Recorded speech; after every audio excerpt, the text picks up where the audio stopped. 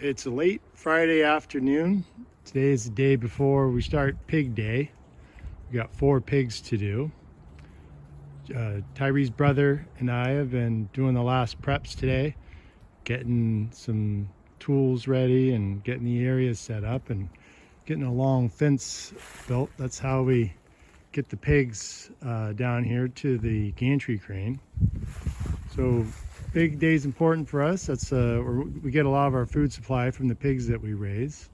And the first year we did it a couple years ago, we really made a lot of mistakes, a lot of difficulties. We were using a come along to a pulley and a tree when we were hauling the pigs up to do the processing. That had a lot of problems. So Tyree and I built this gantry crane, the 1-ton chain fall, which is what I wanted to show off a little bit. So me and Tyree built this, just the two of us, and Tyree is probably one of the best project assistants I've ever had. And I've had a lot of them over the years from the Navy working on things. And he's just a great helper when you're working on a project. He really excels at it. The only areas he struggles a little bit is anything with ladders. He's not too good with ladders. He has a lot of anxiety about even stepping on one.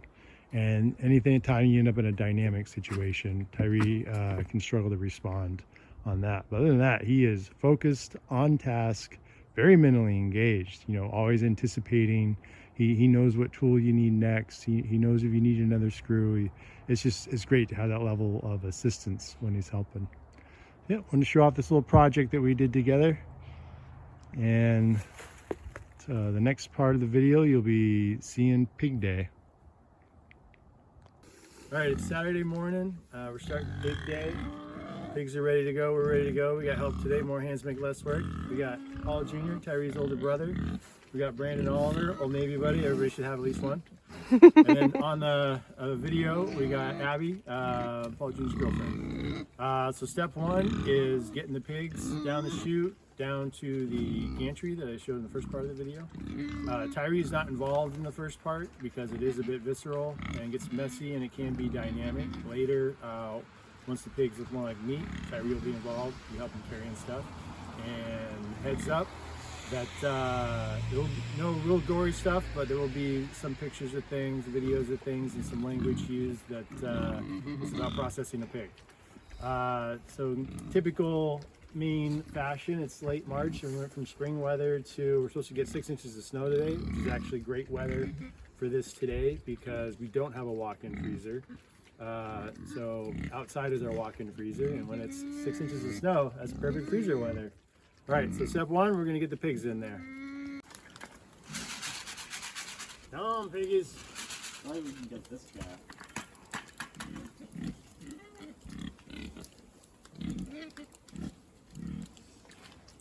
I don't think they're seeing you put the food in.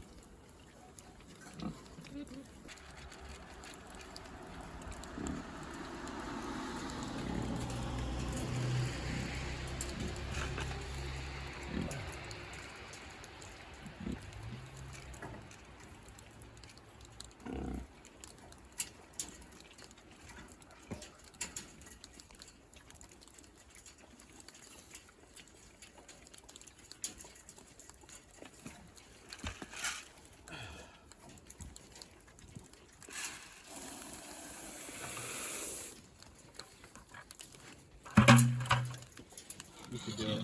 You should do it. I'm too far away. Just go close it.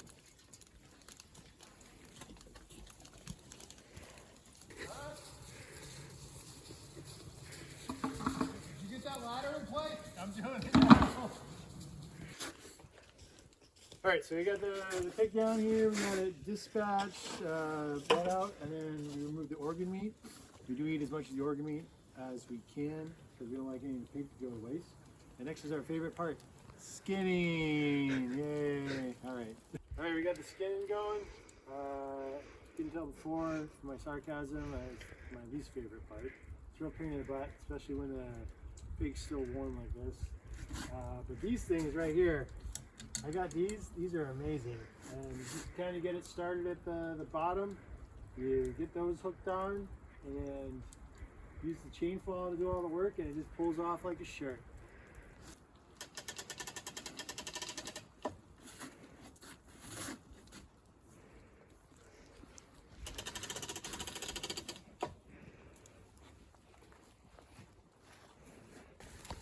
Pig is skinned. We got it cut in half, starting with more just like meat.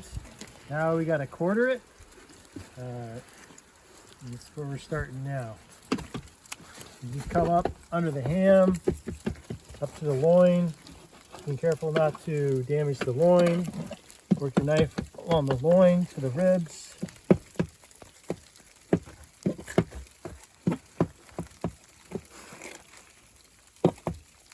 Okay, then take your saw, go right in the middle of the hip bone, which is here.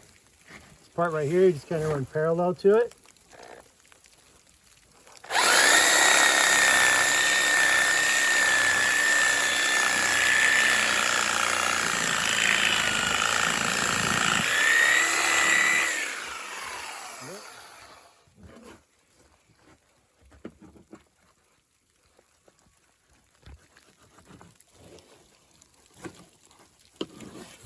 That's your ham.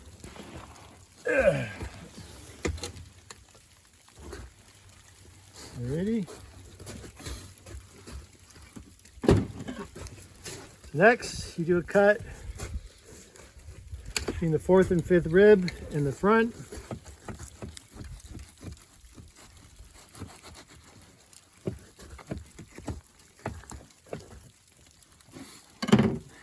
Cut that.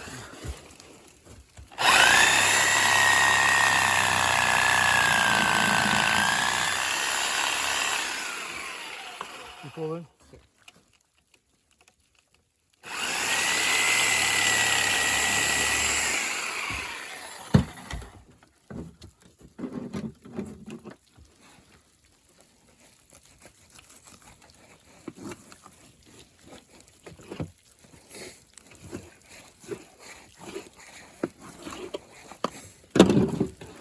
This is your pork shoulder. That's where your roasts and such come from.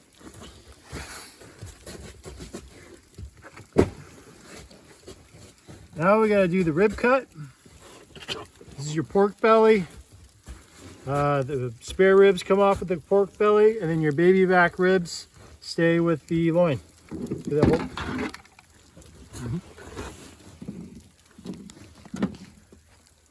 Just a few fingers down, and then we're gonna bring it back to where we made our cut.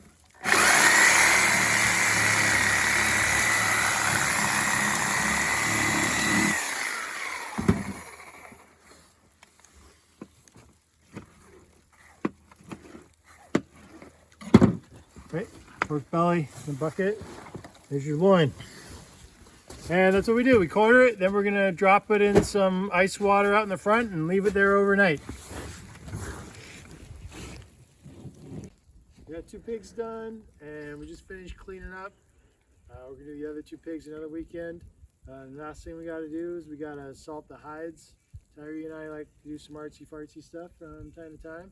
So we learn how to tan these hides and do some leather work with them. Right, help salt. Sunday morning, Tyree and I are starting the longest work day of this whole thing, which is the butchering part of the pigs. We're just going to be making all of our cuts the way we like and processing the pig. We're going to be doing 2 cured hams. The rest of the ham meat we're going to save for different, like sausage, summer sausage, salami, because we like that type of stuff more than we like ham. Be curing all of our bacon, getting all of our stuff vacuum sealed and in the freezer. We'll be giving you the highlights as we go along. We got our first bacon cut done. Now we're going to get it in our brining solution. Terry's going to do that. Terry doesn't do the knife work. It's a little bit dangerous for him. So he helps out with the other stuff. Go ahead, bud. Get the bacon in the brine.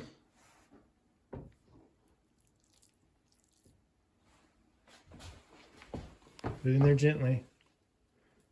Good job, bud. Good job. You might have noticed that bacon was a little small. That's because we are more sausage fans. And those bacon trimmings make amazing pieces for our sausage grind later. Nice thing about butchering your own pigs, you learn what you like, and it's actually increased our menu a lot as we learn to use all the different parts of the animals and different recipes and how to do the cuts in different ways, and it's just been a great experience. It's a little past midday. Tyree and I have been working at a leisurely pace, working through the pig. Right here, we just broke down one of the loins of the first pig we're doing, and we got it all laid out. This is how we do it before we do the packaging, and Tyree will be helping me get into the package. I think I said in an earlier video how we've learned a lot more about the meat by butchering our own animals and found different styles and cuts that we like a lot more. So these here are how we do our pork chops. We like to do them boneless. We do them about an inch thick, and then we leave this tail on all of them with a decent amount of fat. Those cook up real nice. And then these here are flank steaks from the rump of the loin. We actually really like these. These come out real good. These are baby back ribs. This is the tenderloin. And this is the hip bone that you pull out of the butt where this stuff came from. And all the other little odds and ends get chopped up and added to our meat for sausage. You also may be noticing that the color of our meat is a little bit different than what you may usually see for pork. This pig here was an Idaho pasture pig. It's more of like a heritage breed type pig. And it lives for that pig had about a year of life, where your typical pig you're going to have at the grocery store is usually a Yorkshire Berkshire cross, and will only be about 4 to 6 months old at slaughter. So that's a lot of the coloring difference. The other pig that we processed yesterday, or began processing yesterday, is actually called the Mangalitsa, and I'll be showing some of that meat later. And it's considered the Kobe beef of pork. It has a lot of nice marbling, and it looks and tastes like a cow and a pig had a baby. It's really good stuff. If you can find some in your local butcher shop, I really recommend it. All right, plowing through the day. We're on to the Mangalitsa pig. This is what a ham looks like when it comes right off. Got it whittled down. Most of it we turn into chop for the sausage. We debone the ham. This was used for stew. And we make a nice little ham. Get it all tied up and drop it in the brine. And we'll probably be smoking it this Saturday. It's Monday morning now, and we're still grinding away at the pig. We got most of it carved up yesterday. We only got a few of the quarters left to carve up this morning. But one of the things we get a lot of with these pigs is fat.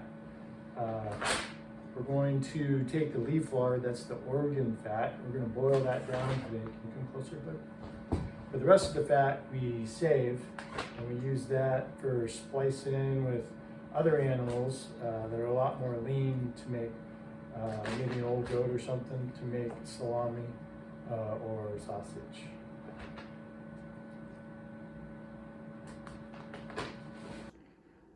We have carved up the last pig quarter. That was loin from one of the Mangalistas. I want to show a close-up of what the Mangalitsa pork chops look like. Typically at a butcher's place, these would go for 3 to 5 times as much as a normal pork chop. Trying to give you an idea of the marbling and whatnot. Quite delicious. When you cook these up, you'd actually think you got served a steak. That's what it looks like. Very, very tasty. All knife work is done. We're moving on to the finer processing. This is one of our little treats that we make. It's black pudding.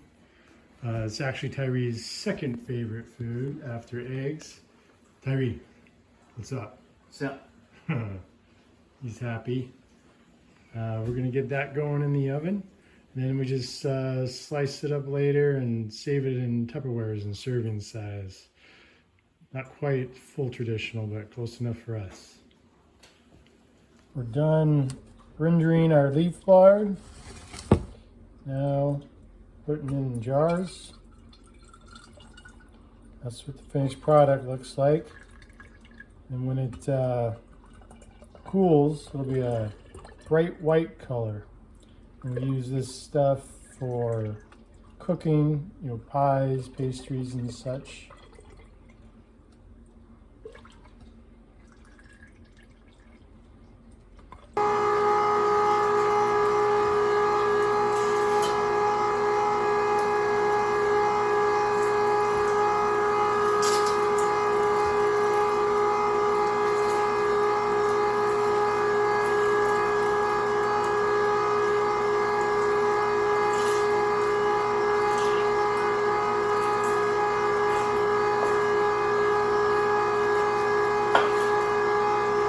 Good. Here's Tyree mixing the meat. Gets it nice and tacky before we put it in its casings.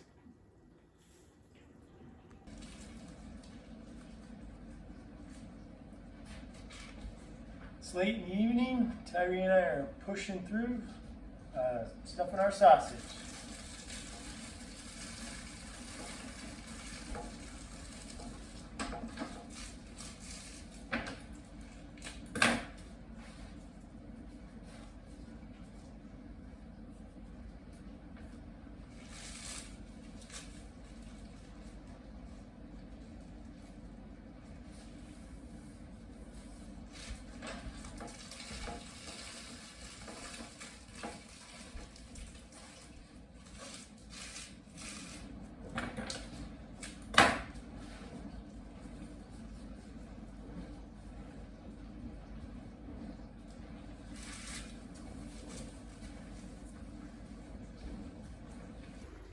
Here's the black pudding out of the oven, ready for getting put in Tupperwares.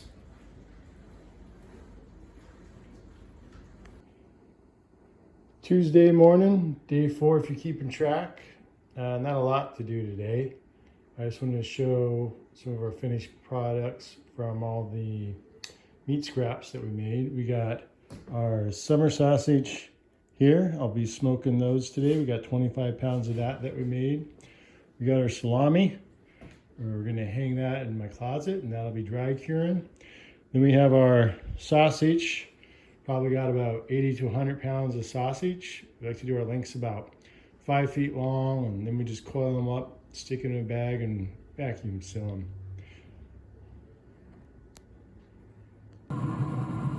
Sunday afternoon, week and a day since we started, and we're finishing up smoking the ham. Smoked bacon yesterday, and then this evening we'll slice them and package them, and we'll be done.